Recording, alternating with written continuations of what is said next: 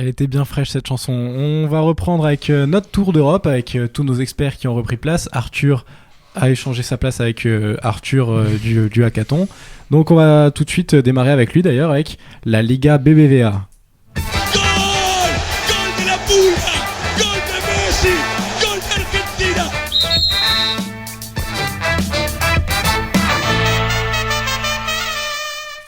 Ouais, la Liga, alors ce week-end, pas très passionnant, je dois dire. Les trois devant ont gagné, donc les positions se sont figées. Donc le Real, victoire 1-0 face à la Real Sociedad à Anoeta. Donc ils étaient toujours privés de Cristiano Ronaldo et de Benzema, mais Bale a joué les sauveurs, avec un but de la tête. 9e but de la tête d'ailleurs, meilleur buteur de la tête en Europe. Devant Slimani ? Ouais, meilleur buteur de la tête en Europe. Il passe devant lui justement ce week-end. Par rapport à l'absence de Ronaldo et de Benzema, je voulais revenir. Cristiano s'est entraîné normalement aujourd'hui. Il a fait l'entraînement entier, donc normalement il est là mercredi face à City. Par contre Benzema, il a couru à part. Donc apparemment ça va être compliqué pour lui. Et je voulais vous poser une question. Est-ce que vous pensez que le Real joue sa saison mercredi ? Plus que le Real, je crois que Zizou joue sa saison Zizou, parce que non mais c'est pas mon avis personnel, mais apparemment il y avait une info qui circulait sur Twitter, mais après on sait ce que ça vaut, et que Zidane n'était pas forcément reconduit. Enfin, je savais plus si c'était 6 éliminations contre Wolfsburg ou s'il n'y avait pas la 11e Ligue des Champions et que on connaît Pérez, on connaît sa saison ou son avenir. Avenir. Il peut avoir raté sa saison. Tu penses que dès le départ Zidane c'était une solution à court terme, une transition quoi, ouais, à court terme. En fait, apparemment Pérez, parce qu'on le connaît, lui, il prend ses décisions sur un coup de sang, ouais. Et il connaît pas très bien le football apparemment. Non, pas du tout même. Lui, c'est vraiment un chef d'entreprise. Et voilà, du coup, il avait dit quand le soir que le Real avait perdu 2-0 à Wolfsburg, il aurait déclaré si Zizou ne gagne pas la 11e Ligue des Champions, moi je m'en fous que ça soit Zizou ou quoi. La 11e. Mais au-delà des résultats de Zizou, moi ce qui me réjouit pas, c'est le jeu déployé par le Real qui est pas. Pour le coup, c'est une somme d'individualité. Après, les individus font la différence. Que je veux dire, à part contre le Barça, on verra contre le Barça et l'Atlético. S'il y a une patte Zidane, s'il y a une touche Zizou, ils ont gagné le Classico. Après, on n'aura peut-être pas l'occasion de le voir, d'après ce que tu viens de nous dire. D'ailleurs, la semaine prochaine. Non. Après, on connaît. Mais moi, quand je regarde le Real, j'ai l'impression on te met 11 pions sur un terrain de foot et on leur dit débrouillez-vous. J'ai l'impression que c'est ça. Tu nous avais dit ça il y a 2 semaines aussi. Ouais, mais après il est arrivé en cours de saison, faut peut-être lui laisser le temps. Il a une grosse cote auprès des socios. Après Florentino, lui, il va faire ses choix en fonction de la politique et de la réélection. Donc, Et il a un meilleur nombre de points que Benitez, tu nous le disais l'autre fois. Oui. Il a pris le club, ils avaient 10 points, 11 points de retard, c'est ça que tu nous disais l'autre fois. Ils en ont qu'un, donc voilà. C'est simple. Donc je vais enchaîner après sur l'Atlético et je vais parler d'un autre sauveur, c'est Griezmann. Griezmann qui marque sur sa première balle après être entré en jeu, donc un sauveur. Le Barça qui a gagné 2-0, un nouveau but pour Suarez. Je voulais parler aussi d'une autre course passionnante, c'est la course à l'Europa League, donc entre Bilbao, même si Bilbao je pense que c'est fait, et derrière le Celta Vigo et le FC Séville. Donc le Celta ils sont 6e avec 57 points, Séville 7e avec 52 points. Ce week-end les deux ont perdu. Est-ce que vous pensez que là c'est bon pour le Celta qui est remonté il y a pas longtemps, ce serait une belle histoire l'Europa League? Je sais pas si c'est bon pour le Celta, mais ce qui est bien, on voit avec les équipes espagnoles, c'est que ça soit le Celta ou Séville, ça fera des belles affiches en Europa League. Ouais, c'est clair. Et c'est des équipes qui jouent au foot, qui sont agréables à regarder tant l'une que l'autre, avec le Celta qui a une vraie identité de jeu, qui s'y accroche et qui a longtemps joué le maintien avec cette identité de jeu et qui petit à petit a grappillé des places en championnat en jouant maintenant la Coupe d'Europe. Après, est-ce que Iago Aspas va rester? Est-ce que Nolito va rester aussi? C'est pas grave, il y a Beauvu. Nolito, on parle de lui au Milan AC, je crois. Il y a beaucoup de clubs dessus. Il y a Milan, le Barça, Arsenal, qui le voient tous comme un joker de luxe. Pour moi, son âge resterait à Vigo. Ok, moi personnellement, j'aime bien le FC Séville parce que je suis chauvin. Et oui, il y a une belle colonie française là-bas, t'as raison. On va passer tout de suite à mon championnat préféré, la Bundesliga. Eine andere Motivation, alle Spieler wird gewinnen gegen uns und alle zurück, defensiv, aggressiv. Deutsche Qualität. En Bundesliga, ça sent la fin de saison. Les deux de devant terminent en roue libre, mais néanmoins gagnent. Victoire de Dortmund 5-1. Et on a eu le droit à un doublé d'Aubameyang qui arrive à 25 buts. C'est la première fois à Dortmund qu'un joueur atteint ce score depuis 1981, donc il y a 35 ans. Et j'ai envie de vous reparler de mon petit chouchou, je vous en parle toutes les semaines. C'est Julian Brandt. Pourquoi ? Parce qu'il a encore marqué. Julian Brandt, 19 ans, il a encore marqué. Alors je voulais vous en parler. Est-ce que vous l'avez déjà vu, vous ? Non ? J'ai jamais vu jouer, j'ai Jamais vu que vu des jouer extraits non de ce plus. match. Ouais, que des vidéos, moi aussi. C'est un joueur YouTube. Faut s'intéresser parce que c'est un vrai phénomène. T'en as Non. déjà entendu parler ? Pareil, j'en ai déjà entendu parler, mais jamais vu de match de lui. Julian Brandt, Bayer Leverkusen, il est à 7 buts en 7 matchs, il a seulement 19 ans, il vient faire ses 20 ans, je crois qu'il y a pas si longtemps que ça. Et Donc, ils en parlent à la Mannschaft, il a déjà des sélections, il va être sélectionné à l'Euro. Ah là là, tu me poses une colle, mais non, c'est possible. Je vais C'est peut-être encore tôt, peut-être un peu tôt parce que son compatriote Belarabi, lui, est à la Mannschaft et fait une aussi belle saison, donc on va voir. Du côté de la Mannschaft, il y a du monde. J'avais envie de vous poser une petite question personnelle. Est-ce que vous préférez le jeu du Bayern ou de Dortmund ? Alors là, c'est vrai que c'est tout à l'heure, je faisais Ça revient à ce que tu disais un tout à billet l'heure. d'humeur sur des oppositions de style. Là, c'est moins marqué. Mais c'est vrai que c'est deux styles de jeu radicalement différents.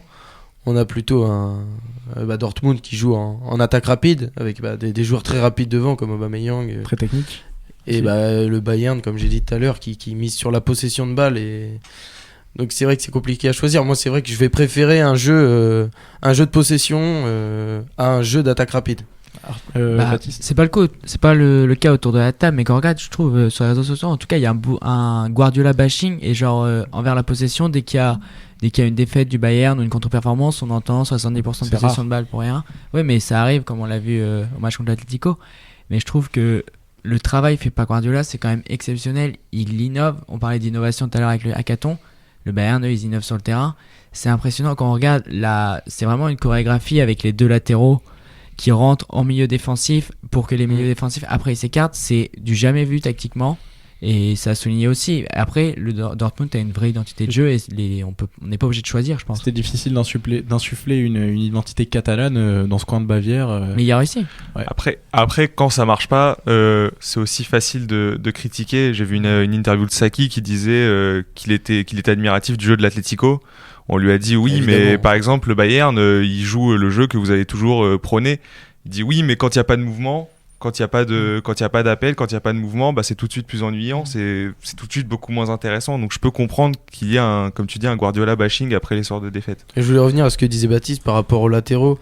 C'est la semaine dernière contre l'Atlético. Philippe Lam, il était positionné en arrière droit.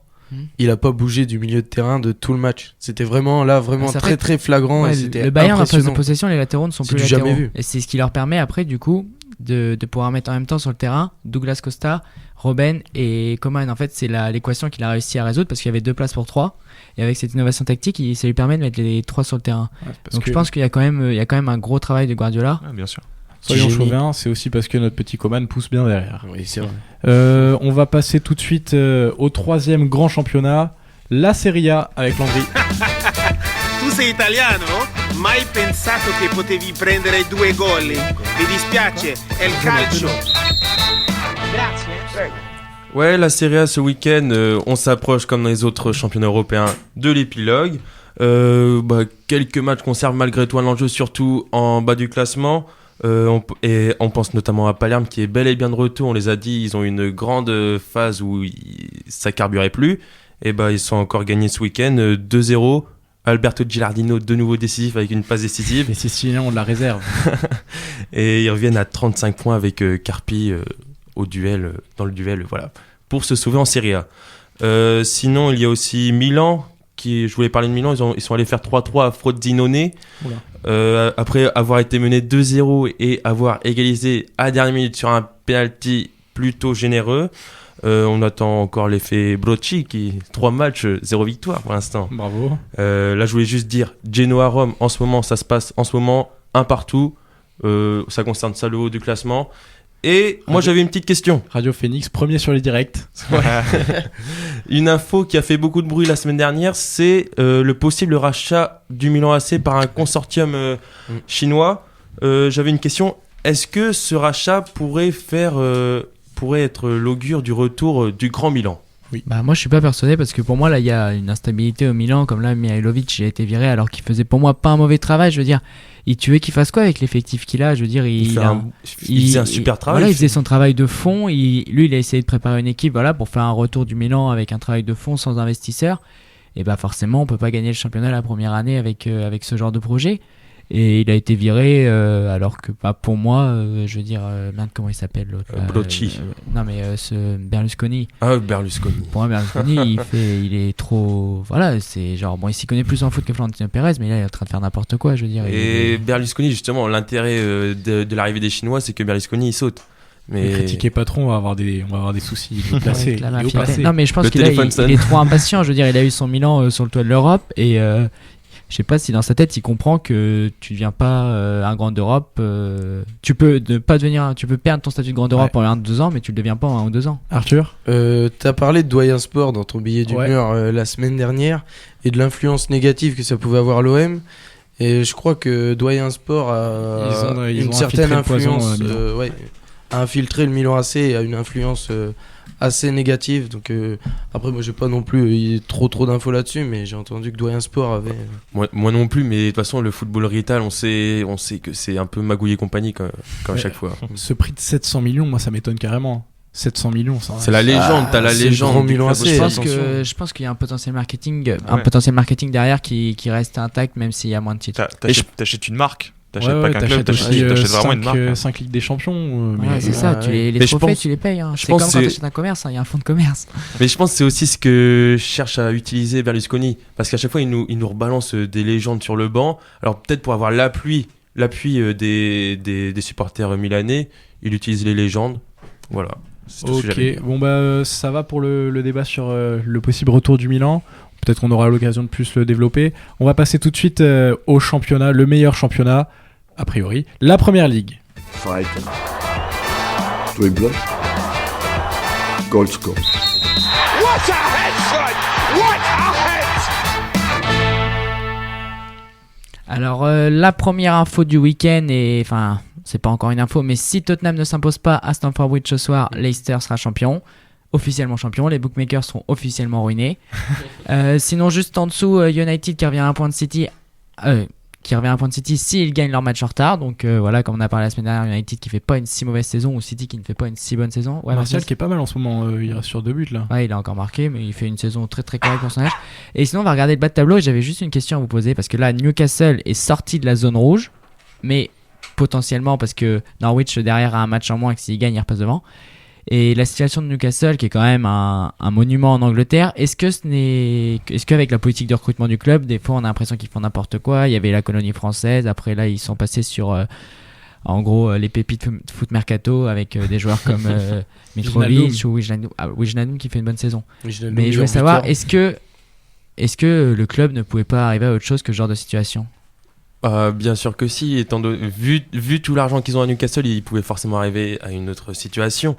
Mais encore une fois, c'est les clubs anglais, ils ont une politique de recrutement pas toujours très lisible. On l'a vu là, qu'est-ce qu'ils vont nous chercher, des Gabriel Bertrand, des Emmanuel Rivière. Ils plantent 5 buts, ils croient qu'ils vont en faire une star, je sais pas. Arthur, t'as quelque chose à dire là-dessus? C'est vrai que en Angleterre il y a beaucoup d'argent et c'est vrai que c'est dépensé un peu à tort et à travers, un peu n'importe comment. Aston Villa a fait un peu la même politique de recrutement que Newcastle et ça. Après je suis assez mitigé parce qu'il y avait déjà en fait des fois ils recrutent des joueurs pour pas les faire jouer comme CV cet hiver.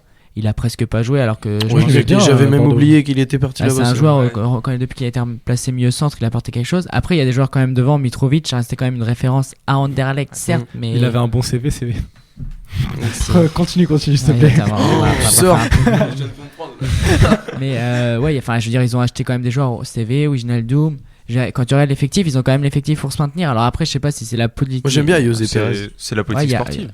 Après je sais pas si c'est le board ou le coach ou je sais pas, mais C'est vrai que ça fait vraiment carrière FIFA, je trouve. Ça fait plusieurs années qu'il y a quelque chose qui va pas à St. James Park, donc à St. James Park en tout cas. Ouais, je pense qu'il manque vraiment d'une direction sportive. Il faut qu'ils s'inscrivent sur le long terme et qu'ils revoient peut-être leur politique de formation et voilà leur cellule de recrutement. C'était qui cet entraîneur là qui était insupportable l'année dernière à Newcastle? C'était pas l'année dernière ou l'année d'avant? Ouais, bon. Avant, il y avait Alan Pardew qui s'est fait virer et là qui refait des choses bien avec Crystal Palace. Ouais, mais à Newcastle, il était assez insupportable avec son orgueil et tout ça. Arthur? Peut-être pour conclure, j'ai envie de dire que c'est un club qui a pas su exploiter ATM Ben Arfa, donc c'est pas un bon club. Le fan, la groupie. Bon, bah, en parlant d'Atem Ben Arfa, la liste des milieux, on va la faire tout de suite. Il est attaquant. Oui, mais Atem Ben Arfa. Pas dans la liste de Mélin. Moi, voilà, il y a des magouilles. Faux. Il nous faut 6 milieux pour l'équipe de France. Alors, pourquoi 6 ? Pas forcément. Il nous faut des milieux pour l'équipe de France. La semaine dernière, si on récapitule un petit peu, on avait donné donc Lloris, Mandanda, Areola, c'était il y a 2 semaines. Ouais. La semaine dernière, on avait Evra, Tremoulinas pour le côté gauche. Varane, Koscielny, Umtiti, Perrin, parce que Sakho finalement est plus dans FIFA d'ailleurs. Et même plus dans FIFA, donc voilà. S'il n'est plus dans FIFA, on peut pas sélectionner. Quand t'es plus dans FIFA, c'est mort. C'est fini. Donc pour l'équipe Deschamps, il fait son recrutement que sur FIFA. Et côté droit, on a Sagna et Corchia finalement Ouais, bah, on peut mettre Corchia. Donc Corchia. À Landry. Ah. À Pierre. Landry. Donne-nous tes milieux, s'il te plaît. Mes milieux, c'est Pogba, Diarra, Matuidi, Kanté, Sissoko, Rabiot. Titulaire, le Kanté, Pogba, Diarra? Non, pas Kanté, Pogba, Diarra, Matuidi. Bah, Okay. Si j'écoutais mon cœur, Kanté, il serait Ballon d'Or, mais on va écouter Deschamps. Baptiste. Alors, pour le milieu de terrain, Diarra en sentinelle, Pogba et Kanté, mais pas forcément pour écouter mon cœur, parce que je trouve qu'il est plus intéressant que Matuidi dans ce rôle. Il récupère plus de ballons, je pense, si on regarde les stats en Angleterre, qui est peut-être aussi un championnat qui favorise ce genre de stats, mais il récupère plus de ballons. J'ai l'impression qu'il les utilise mieux par la simplicité de son jeu, et pour moi, Matuidi il reste devant, en tout cas dans l'opinion publique, juste parce qu'il bénéficie d'une plus grande couverture médiatique au PSG, et même d'une surpublicité au PSG qui essaie d'en faire un peu, parce que le PSG sait qu'il a besoin de joueurs français. Il a vu en Matuidi, quand il y avait un peu la hype Matuidi, il a su en faire sa coqueluche. Il a su en faire sa coqueluche et bon, ça reste un très bon joueur, mais je pense qu'il joue là-dessus. Ok. Ouais, mais là tu juges Matuidi sur les stats de récupération de Sur ça, balles, mais même il sur joue ça, plus haut que Kanté parce que Kanté joue quand même en vrai milieu défensif à Leicester par rapport à Matuidi qui est en relayeur à Paris. Kanté peut abattre autant de terrain que peut le faire Matuidi, Ouais, donc et puis je le trouve je trouve beaucoup plus juste techniquement. Je pense que Matuidi techniquement ça c'est peut-être pas faux. On a peut-être mis le doigt sur quelque chose. Landry. Mais après pour moi le problème Matuidi-Kanté c'est le même problème que Lloris Mandanda. Mandanda il fait une plus grosse pour moi dans ma vision Mandanda il fait une plus grosse saison que Lloris, mais on va pas ah oui, je suis d'accord avec ça. Je suis d'accord avec ça. Je sais que Matuidi sera titulaire. Et sinon pour mes remplaçants, parce que là faut qu'on se dépêche, Coquelin pour moi en sentinelle, Gunners, et donc Matuidi en remplaçant et Sissoko de l'autre côté, parce que j'aurais mis un milieu plus créatif, mais je vois pas qui pourrait y avoir en stack. On passe plus rapidement à Arthur. Pogba, Matuidi, Diarra, donc les 3 titulaires. Après j'ai pris N'Golo Kanté, il peut remplacer aux 3 postes, et Rabiot ensuite et Payet, parce que si on veut pourquoi pas changer de compo, passer en 4-2-3-1, on a un vrai meneur de jeu, et en plus ça permet d'avoir un attaquant de plus, parce qu'à la base lui il était dans les listes des attaquants. Ok, donc t'es le seul à nous mettre Rabiot et à nous mettre Payet en tant que milieu. Qu'est-ce que tu veux dire? Rien, j'ai juste moi aussi mis Rabiot. Ah voilà. Ouais, j'avais oublié. On s'en fout de ton avis. Excuse-nous. Ça m'a pas marqué. Alors personnellement j'ai mis Pogba, Matuidi, Lassana Diarra, pas forcément titulaire, N'Golo Kanté, Moussa Sissoko parce qu'il a la faveur de Deschamps et qu'en plus de ça je trouve pas dégueulasse et qu'il a un bon physique, etc. Et Maxime Gonalons, pourquoi? Parce qu'il est capitaine de l'Olympique Lyonnais, qu'il est quand même deuxième meilleure équipe de France, et voilà, c'est un milieu de terrain intéressant. Football plaisir. C'est vrai que j'ai des grands tacticiens, ils tricotent. On va passer tout de suite au jeu zap jeu match. On va passer tout de suite au jeu zap jeu match. Landry, est-ce que tu peux nous dire les rencontres de cette semaine? Ouais, zap match, donc même concept que Tinder, ça change pas. Mon premier match c'est Chelsea-Tottenham. Qui zap? Yanis. Oh, jeu match. Normal. Ah ouais. Bah, je pense que je match aussi, puisque ça peut Ça peut donner le dénouement du championnat C'est peut-être d'Angleterre. le match du titre, on va dire. Le match du titre. Moi, je match aussi. Oh, je match. Tout le monde match. Bayern Atlético. Ah bah oui. Bah oui. Obligé. C'est tout le bon. monde. On match. Je match. Je vous ai On dit de match. prendre les matchs de Dijon. Il y aura plus de débat. Il y a Dijon-Laval. Real City, mercredi. Ouais, oui, c'est Ah, si, une demi-Ligue c'est des une Champions. demi-finale, tu peux pas zapper. Mercredi, Alors j'ai là- une soirée. Ah, moi aussi. Bah, tant pis, C'est peut-être la je même. zappe. Apparemment, on est sérieux en BTS.com. Et du coup, là, c'est jeudi soir, il y a 2 rencontres, Séville-Shakhtar et Liverpool-Villarreal. Laquelle vous matchez? Liverpool. Liverpool. T'aurais pas repris la feuille de Arthur de la semaine dernière pour je match. Il me semble pas. Grillé. Bon, c'est bon Landry. Ouais, c'est parfait. Alors, on va terminer rapidement sur un petit quiz pour savoir qui va gagner, enfin qui va avoir le droit. Est-ce que Arthur va être président la semaine prochaine? Donc, tout d'abord, première question, ambiance qui veut gagner des millions. Qui est le dernier Français à avoir été Ballon d'Or et en quelle année? Zizou. Zizou, Quelle année? 98. Arthur, 1 point. 1 point pour Arthur. Deuxième question, c'est pas une question de vitesse. Combien de buts Agüero a-t-il marqué cette saison 25. en Barclays Première Ligue? 25. 25. 25. 24. 21. 24, c'est le plus près. Arthur, deuxième point. Il finit souvent à 2, donc C'est peut-être qu'il va 24. s'arrêter là. C'était 23. D'accord. 23 en 28 matchs. Combien de matchs Cheikh Diabaté a-t-il joué, toutes compétitions confondues cette saison, sachant qu'il a été beaucoup blessé? 5. Le buteur bordelais. 5. 16. Landry. 13. Plus près, Baptiste. Attention, 2-1. Et 2-1. C'était combien? C'était 25. En fait, il en a marché. Ouais. Il en a été joué beaucoup beaucoup. blessé.